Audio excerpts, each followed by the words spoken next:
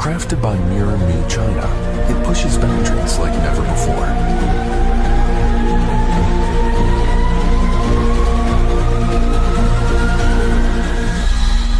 With a top speed of 10 meters per second, Black Panther 2 isn't just about breaking records. It's about redefining what's possible.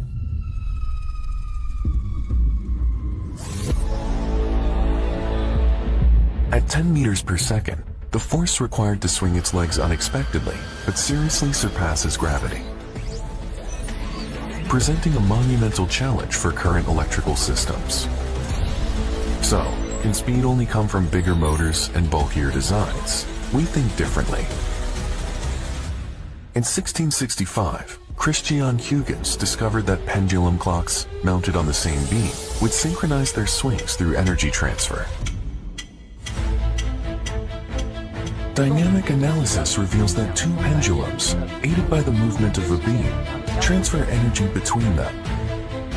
Inspired by this principle, we leverage dynamics